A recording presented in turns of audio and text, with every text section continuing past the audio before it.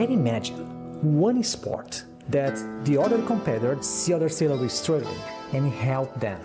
In amateur One Design racing, as soon as you start to have boats dropping out the bottom end of the fleet, last by a mile, a fleet will die.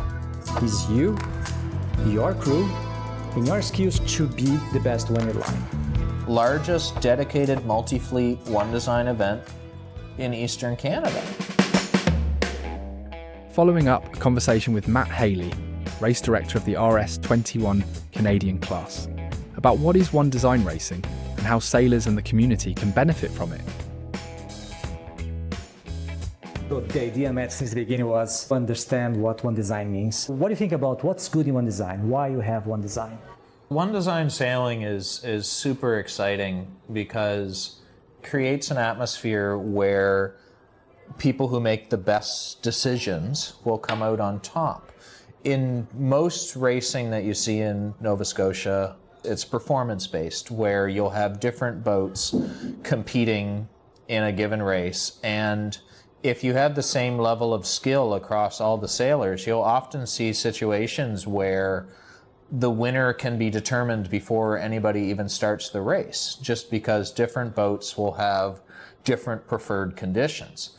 Where in One Design sailing, because everybody is racing the same boat with the same set of sails, with, in theory, a similar amount of crew weight, with a similar weight of boat, everybody is in the exact same bucket together.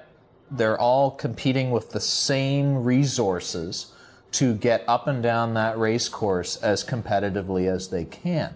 So One Design racing tends to attract the best of the best for inshore sailing. At the Fall One Design Regatta, when I was looking around, walking up and down the dock, anybody I could think of who was good at this sailing thing in Nova Scotia was here. And if they weren't here, they had a really good reason not to be. So for Bedford to be hosting an event like that is a first in probably 20 plus years, because Bedford has a really good history of One Design sailing. So it was very exciting to bring that back to the club in a huge way. So you talk about bring back to the club. I would like to go deep in about why Bedford is important for One Design, or maybe why One Design is important for Bedford. In the last century, Bedford has had major One Design programs. It was the epicenter of the Soling fleet when it was big, and that was an Olympic class. I think you've spoken to Sandy before. He was here and in that Soling fleet.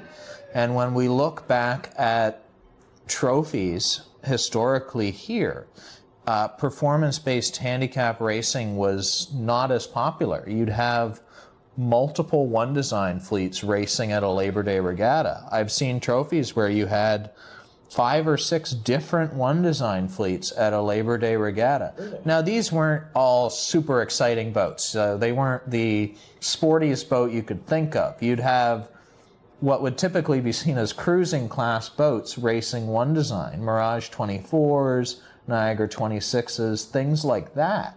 So One Design sailing doesn't necessarily have to be the super high-end sporty boats. Bedford has had a active on and off again Niagara fleet for the last 40 years, because 40 odd years ago, a group of families came together and said, we want to sail One Design. What kind of boat can we do to race with 2 or 3 people? And the Niagara 26 is what they ended up with. And it's certainly stood the test of time. The fleet is returning to activity now, which is wonderful to see. There was a couple very lean years. I remember my first year at the Niagara Championships, there were 14 boats from one yacht club, which is absolutely astonishing when you look at the size of BBYC. I think there was 1 boat from a visiting yacht club. So there's certainly history here with One Design sailing, and it's been wonderful the amount of support that I've gotten in when I asked for assistance in organizing these things. As everybody has the same equipment, so we can practice your skills better, so you can be a better sailor. is about camaraderie, how you share experiences, because although they are competing, they can share knowledge. So do you see this happening in One Design as well? In amateur One Design racing, anybody who's towards the top end of a fleet will have an understanding, or should have an understanding, that as soon as you start to have boats dropping out the bottom end of the fleet and getting absolutely, last by a mile, a fleet will die. Because a fleet is dependent on having everybody coming out every week. If you're towards the top end of a fleet and you have a vested interest in the fleet surviving, there is a immense benefit to you passing on knowledge to other members of that fleet. And we've seen that in the RS-21 fleet here, where there is a very high level of camaraderie in that fleet and sharing knowledge and trying to make sure that the fleet is always improving together. Because like I said, if you have people dropping out the back of a fleet, the incentive to continue coming out, and to be honest, sailboat racing is expensive. So if you are falling out the back of the fleet, why would you want to keep coming out? So there's a balance there that I think a lot of the One Design fleets have actually found. There's also benefit to racing in One Design in that the other boats don't necessarily have to talk to you, but you can look at what they're doing and you can immediately see what's working and what's not. Whereas in performance-based racing, handicap racing, where every boat's different, you don't have that immediate feedback of what's working and what's not, because it's so theoretical where you should be on the race course. Whereas in One Design sailing, the order in which you cross the finish line is the order in which you cross the finish line. So if you're in last place and you're the last boat crossing the finish line, you have probably done something wrong that race, and you can look back and see where that was. I want to go deep in the Fall One Design because it was a big success here in Bedford. But it's nice to talk about ARC as well, because we can talk about RS-21s, that's the new One Design race in Bedford, but ARC has been here for a long time, right? I just took note about ARC means Atlantic Regatta Canada. Yep. It's been done in Bedford since the 90s, and it's a kind of training regatta for any kind of competitive racing and for Olympic events. Yeah. So tell me about that, the importance of ARC as well for young sailors and now for the club. ARC is an amazing event. ARC has a group of, and I call us ARC lifers, who, when the email comes out asking for volunteers, I know there's probably a core group of, 10 of us that I know will be there every year. And it's that group that keeps me coming back, because it's always a hoot. And by hoot, I mean we have to roll with the punches, because you're organizing an event for 200 young adults. Yep. Across 6 to 8 fleets on 3 different race courses, and it is just an absolute Herculean effort. And all the credit to Dave Roy for his organization this year. His Rolodex is second to none, and everybody's willing to do it for the kids. But ARC overall for Bedford is a huge event in that it puts the Bedford Basin on the map as a racing location for these kids as they grow up. And I'm going to drag it back to Fall One Design a little bit, but some of the people that I spoke to after Fall One Design hadn't raced on the Basin since they were kids. And they were coming, at ARC. And some of them had raced more recently than that, but ARC is this huge event, and it's always an amazing group of volunteers that put it on, and it is the better part of 200 youth sailors who come out to it. And I know that when we look back on it afterwards and it goes well, there is no better feeling in the world than knowing that you put on a really good event that was fair, competitive, and beneficial to the development of youth sailing in the province. I think that's what it comes back to for a lot of us that volunteer at that every year.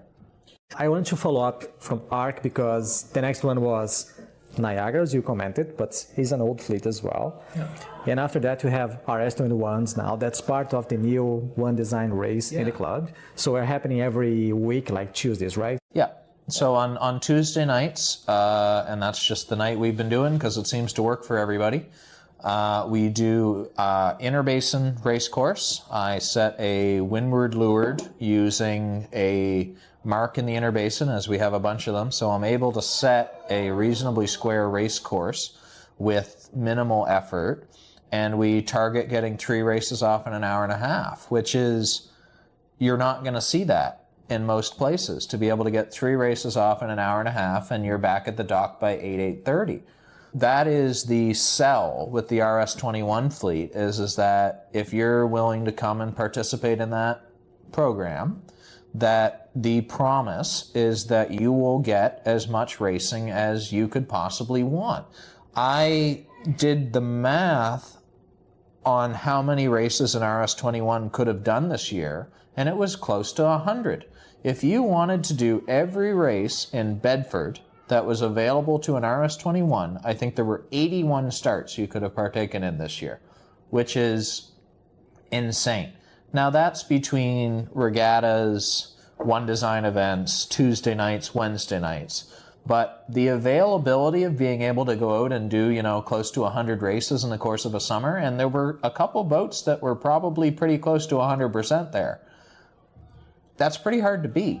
It's nice to remember everybody. I talk about Canada. So the summer is short here. So we're talking about 4 months probably to have all these races happening. We stretch as much as you can. That's the point. It gets cold towards the end, but we stretch it. So I think we can go back now to the Fall One Design because it was a big success. Yeah. I want to understand from you about why you had that one, all the challenges you had to put that together and why you did it.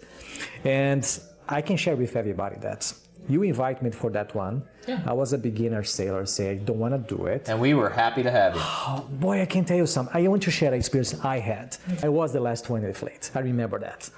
First day, last in the race, I was feeling like down. Suddenly, I just saw a boat approaching us, the support boat, because one of the sailors, Colleen, saw my sail, old one, and thought, I will help. She lended us a new sail. Alex from the support boat jumped in our boat, helped to put that together, tweak all the controls and say, go for that. So can you imagine one sport that the other competitor take the time to understand what's happening, see other sailors struggling, and help them. So back to what we are discussing about, if you know you can keep the fleet together, it's competitive, but it's still a group you can share knowledge. So that was an amazing experience. Yeah, that's a beautiful example of what I was talking about, where stronger competitors in One Design fleets, by and large, from what I've seen around here, understand that there is immense benefit to helping the fleet stay competitive. Because if you're winning all the time, that should only feel as good as you know your competition is. So there's benefit to you helping your competition be harder to beat. So I love that one. I was the one taking advantage of the event. It was amazing. But somebody put that one together. It was you, Matt Haley. So how was it? How did you put that one event together and how everything started? So this spring, Ben Maloney, who is one of the major proponents of the FAR 30 fleet, approached me and said, hey Matt, I know you've been doing a lot of stuff with the RS21 fleet. Would you be willing to put together a One Design event this coming fall in the basin?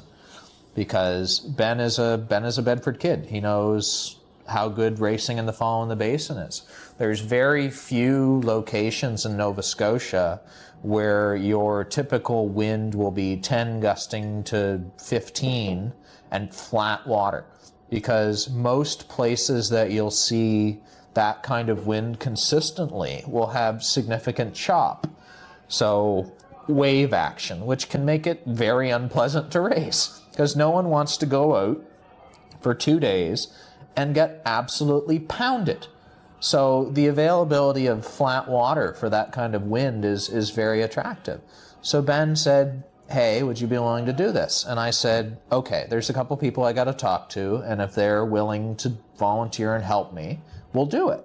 So I reached out to Paul Minikin, who graciously agreed to be our race officer and run the on the water side.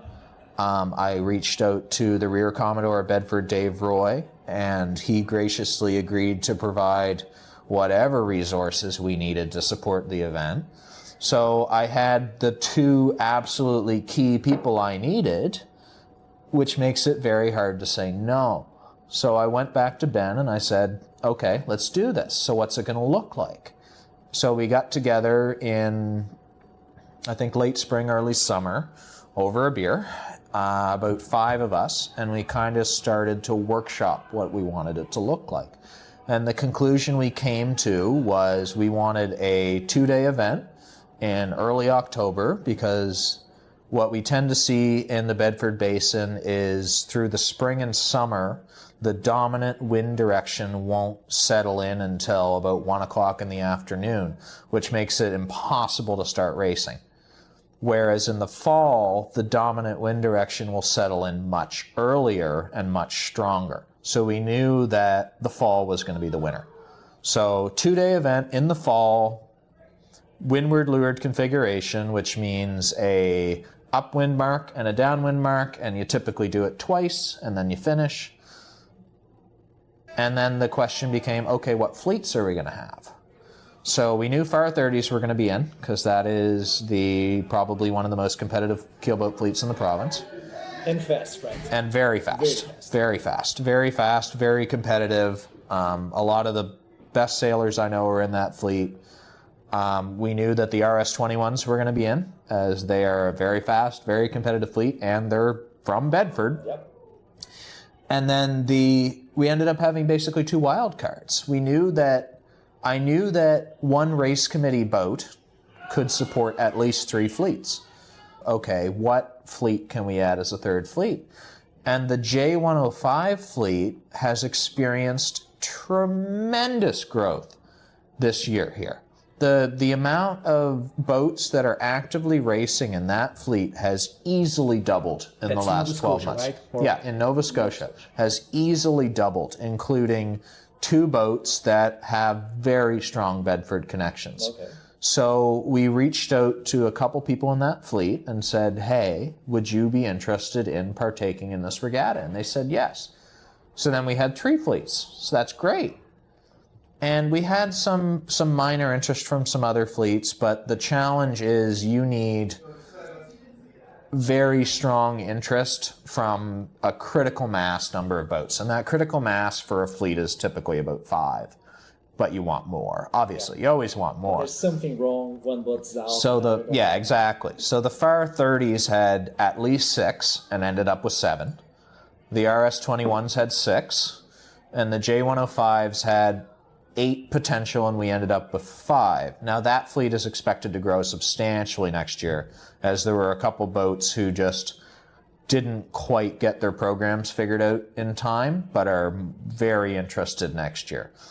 But the wild card ended up being the Niagara 26 fleet out of Bedford. And like I said before, the Niagara 26 fleet had a couple lean years of not a tremendous amount of participation, but a couple very excited, very dedicated, and very enthusiastic owners had bought Niagara 26s this year. And Dale approached me about maybe a month before the event, might have even been less, and said, hey, is there any way we can participate in this? And I said, Dale, I'd love to have you guys, but I need at least 3 boats. And he said, yep, we can do that.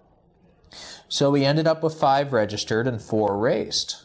And we sent you guys, the Niagara's on a bit of a different course than the rest of the fleet, mainly being driven by the experience level and the fleet being a bit different than the primary One Design fleets, but I think you guys had a lot of fun. But Matt, I want you to talk more about how to put the event together. Mm-hmm. We discussed about 3 things important in One Design. The boats are the same. Second thing, the skills you can sharpen with that One Design. The third one you touched slightly was about you cannot control the environment. So when you have the buoys market and suddenly you have to change because the wind changes. So I think the most important skill for any sailors, one design specifically, is how to read those changes and be ready for adapt for that.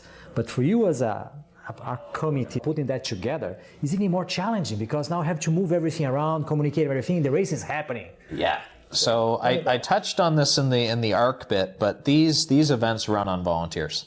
So I was incredibly fortunate that beyond the two people I spoke about before, everybody I asked to help said yes and how, because they knew that it was going to be an amazing thing for the yacht club. And there were actually several first-time volunteers in that group, people that I asked and had go on the race committee boat to support the stuff there.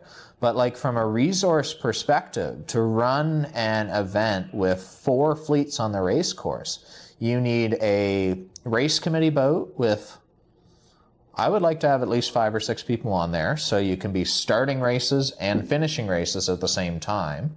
You need at least 2, if not 3 mark boats with 2 people in the meech in a perfect world, because as you said, you need to be able to react to changing conditions to move the race course around. We had a wonderful photo boat on the race course. My wife Fay was out there taking pictures all weekend.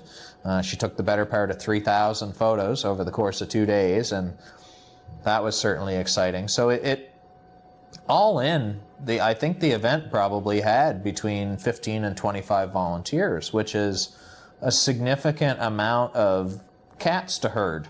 And like I said, everybody I asked said yes and how. So from a resource perspective, running one design events can actually be more intensive than a lot of the other kind of racing that we run here, as we have to set marks. The race course has to be as perfect as we can make it. Whereas in other events, you'll have a lot more tolerance for things being not square or being a bit more off. I remember that for me as the first time in a one design regatta, I call it organized chaos, because it was a rolling start, so all boats together, they have the starts in different time, I get it, but they're so close, it's a packed race. Yeah. As you told, one core boat with 5 people trying to keep everything organized is a big challenge, because I'm talking about boats of different size and speeds as well in a tight course. So I think that was a big challenge, and Bedford, I think, allows us to do it because we have enough wide space to prepare for that. What would be the maximum competitors you can have in this kind of race? Do you think that's going to be for the Bedford Basin? How many you have in total? I think kind of the sky's the limit here within reason. I think the biggest fleet we would probably, in a dream world, I could see fleets of 10, maybe a bit more. So 4 categories, 10, talk about 40 boats. So the constraint we will start to run into there is, where do we put them between the days? The yacht club and the member base were incredibly gracious in giving up slips for the weekend, so that we were able to put everybody who wanted a slip, we were able to put on the marina. If the event grew too much larger, we would have boats out on moorings, which isn't a problem, but the preference is obviously to have them on the marina. But yes, I think the constraint would be, where do we put them? It's certainly not the basin. The basin's big enough to have just about as many boats as you want. It's a constraint of where you put them. We're talking about logistics, right? Yeah. Because you're not selling the thing as really they are. Because you told me, yes, I had an invite, I put this together, but the time was really constrained, right? How long did you take since you say yes, I will do it, and you have everything to start? I think towards the end, I was certainly spending at least 5 to 10 hours a week just on organizing things, between talking to people, sourcing resources, down at the yacht club, figuring things out. And there were other people who deserve a ton of credit for the amount of time that they put into it. Paula Minikin, as race officer, was incredibly generous with her time. Ryan Baker was very helpful with getting the race documents put together. Dave Roy, whatever I needed, he was happy to provide. Travis, the running the yard side of things, making sure boats ended up where they needed to be.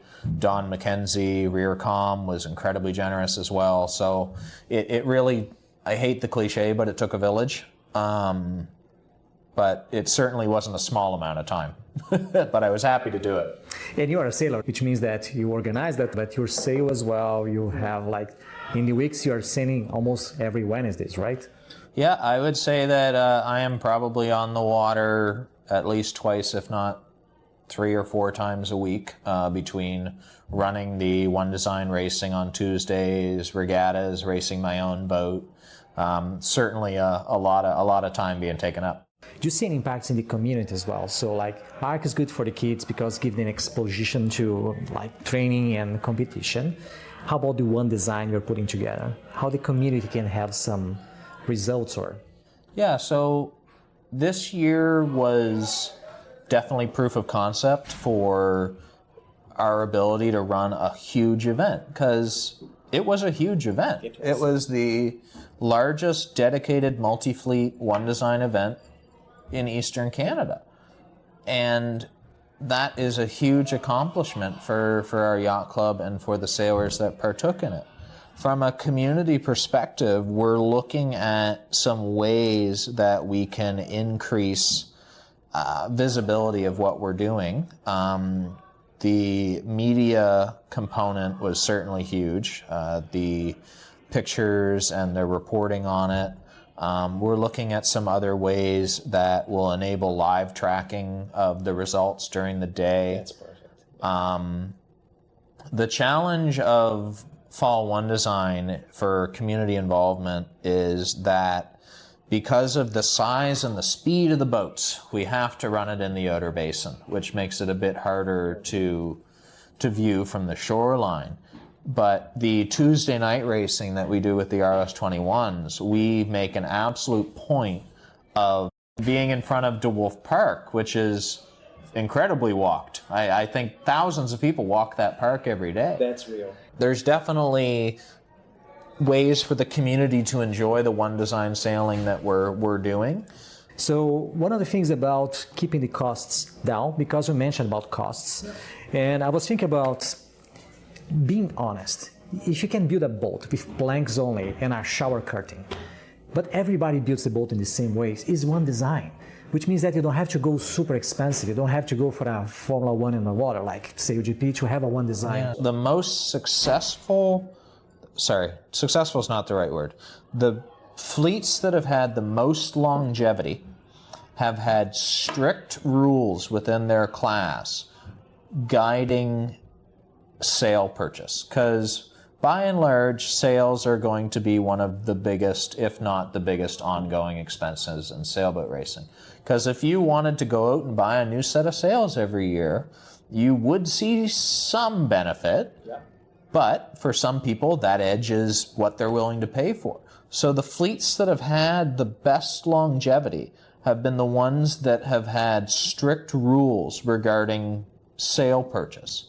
So if your fleet is willing to get together and say, we're only going to buy one sail a year every 3 years to rotate through, then those are the fleets that last the longest. And you only see that in One Design sailing, because in performance-based, handicap-based racing, where every boat's different, you almost never see anything like that. It can be a total arms race if you want it to be.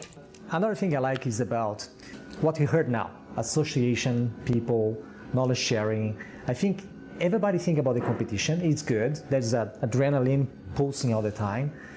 But these people talk and friendship that you create the bond, that's something that's not only the competition. You have to be putting that in the tables. The sailing community, I find, is second to none in that it's not a beauty sport. You go out there in torrential downpours, in very cold conditions, like it's not a beauty sport. So you're seeing people at their worst, and it creates an environment where everybody has kind of been in it together. So on the Saturday of the Fall One Design Regatta, Fireball sponsored a barbecue, and huge thank you to Fireball, as we were having conversations with the group of us who were organizing it, and we said, you know what would be really good? If we could have food of some sort, a barbecue, to get everybody up off their boats and up into the yacht club after sailing on Saturday. So we reached out to Fireball, and they graciously agreed to sponsor the barbecue. So we were able to do hot dogs and hamburgers and chips for all the competitors free of charge, and it was an absolute party up here. Everybody was hanging out together, talking about their day, talking about memories of being in Bedford, because for a lot of people who were there, it was a bit of a homecoming, in that they had sailed in the basin at some point in the past and have memories of that. And there were some phenomenal sailors in attendance who had very good memories kind of brought back up about time that they spent on the basin. And you only got to hear those stories because everybody came up for the social event afterwards. And that's something that you see, even if there isn't free food, you'll see that a lot at sailing events, that people will come up and hang out afterwards and talk and get to know the people that they're competing against. Because I find that in amateur sailing, if you want to do a lot of sailing, if you're willing to get to know people, you will end up on their lists. Yep. And you'll get calls and you'll be asked, hey, do you want to go do this? Or if you want to go do an event, you'll know some people that you can ask if they have room. I've had amazing opportunities to go do sailing because I've just gotten to know people over the years. If I want to go do, if I see a regatta's coming up and I really want to go do it, I can probably find a ride. And if I can't find a ride immediately, the person I ask, who will vouch for me, will probably be able to find me a ride. So it's a very fun community in that way. One thing we did not touch, but I think is important, is the age gap as well. One of the boats had one parent with their son, another parent with their daughter, competing in the one design, sharing the experience together. So it's a family event as well, can be a family event. And after that, seeing all the people here doing the barbecue, you can see people with different ages as well, mingling together and changing experiences. There's a lot of opportunity, and I've been on some sailboat racing crews with the widest variety of people you could possibly think of, that never in a million years would you expect to have found their way together on a Wednesday night. So I find that there's a bit of a misconception about sailing in that everybody on the boat has to be independently wealthy. That's not true. Only the people who own the boat have to be doing okay. Everybody else just has to show up when they say they're going to show up and be fun to be around. You can get so far in amateur sailing and get to do so many fun and exciting things if you show up when you say you're going to show up, which is key, and you're not a pain to be around. Those two characteristics will take you so far. So I think it's to close up what we discussed so far. Maybe the last question is about how is going to be the next one. Do we have a next one design fall racing planned now for next year? Yes, we do. So we've locked in the dates for the first weekend in October in 2025.